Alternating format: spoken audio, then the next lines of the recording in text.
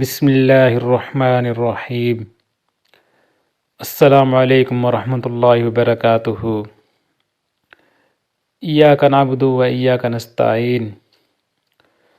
دوستو کیسے آپ لوگ؟ امید ہے سب ٹھیک ہوں گے، اور آپ لوگ جہاں بھی رہیں اللہ تعالیٰ آپ کو اپنے حفظ و امان میں رکھے۔ دوستو مدنی شعیب بلاگ پر آج آپ کے لیے ایک نیو وظیفہ لے کر آیا ہوں، جو اس وظیفے کا ٹاپک ہے کہ نیند میں ڈر جانا، سوتے وقت ڈر جانا۔ دوستو نیند میں ڈر جانا کیا یہ ایک بیماری ہے، یا کسی پر ایسا جادو ہوا پڑا ہے کہ جو بندہ رات کو نیند میں ڈر جاتا ہے، یا یہ ایسی بیماری ہے جو انسان کو پتہ بھی نہیں ہوتا، لیکن اگر آپ ڈاکٹر کے پاس جائیں تب پتہ چلتا ہے کہ اس کی بیماری اسی وجہ سے یہ ڈر جاتا ہے۔ اکثر جو ہے نا، اگر کسی انسان کا معدہ خراب ہو بہت زیادہ، پھر وہ بندہ نیند میں بہت زیادہ ڈرتا ہے۔ اور سب سے اہم بات یہ ہے کہ جو بندہ نماز نہیں پڑھتا، نماز پڑھے بغیر سو جاتا ہے، تو پھر شیطان اس طرح کے حملے کرتے ہیں، جنات بھی حملے کرتے ہیں، کیونکہ نماز پڑھنے کے بعد انسان محفوظ ہو جاتا ہے، اور نہ ہی جنات حملہ کرتے ہیں نہ شیطان حملہ کرتا ہے۔ اور اکثر جو ہے نا، یہ بچے بہت زیادہ رات کو ڈر جاتے ہیں، کیونکہ جب بچے چھوٹے ہوتے ہیں تو بہت سی ایسی چیزیں کھاتے رہتے ہیں جن سے معدہ خراب ہو جاتا ہے۔ معدہ خراب ہونے کی سب سے مین وجہ یہ ہوتا ہے کہ معدہ جن کا خراب ہو تو وہ رات کو جو ہے نا سوتے وقت ڈر جاتا ہے۔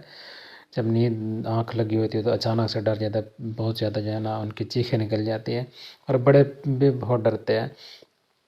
تو اس لیے دوستوں میں ایسا وظیفہ لے کر آیا ہوں جن پر عمل کرنے سے انشاءاللہ تعالی جو رات کو سوئے گا ان کو بالکل ڈر نہیں لگے گا، بے فکر ہو کر سو جائیں گے انشاءاللہ تعالی۔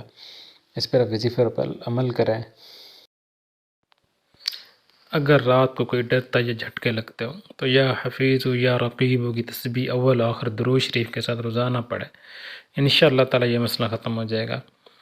اگر آپ اس پہ عمل کرتے ہیں، اگر آپ سونے سے پہلے اگر آپ یہ اس پہ عمل کریں گے تو انشاءاللہ تعالی آپ کو سوتے وقت بالکل ڈر نہیں لگے گا۔ اللہ کے حکم سے اللہ پہ بھروسہ رکھیں۔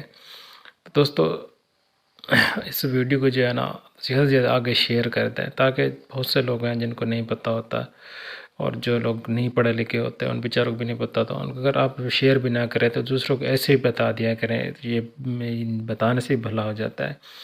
بہت سے لوگ ڈرتے رہتے ہیں، ان کو نہیں پتہ ہوتا کہ ساتھ کیا مسئلہ ہو رہا ہے، وہ دوائی بھی لیتے ہیں، دوائی لینی بھی چاہیے۔ اگر ان کو روحانی علاج کی ضرورت ہے تو پھر روحانی علاج بھی کر لینا چاہیے۔ دوستو انشاءاللہ اگلی ویڈیو ملتے ہیں، تب تک خیال رکھیں، جہاں بھی رہیں خوش رہیں، نماز قائم کریں، نماز پڑھا کریں، کیونکہ نماز ہی زندگی کا سب سے بہترین عمل ہے۔ اپنا خیال رکھیں۔ السلام علیکم ورحمۃ اللہ وبرکاتہ۔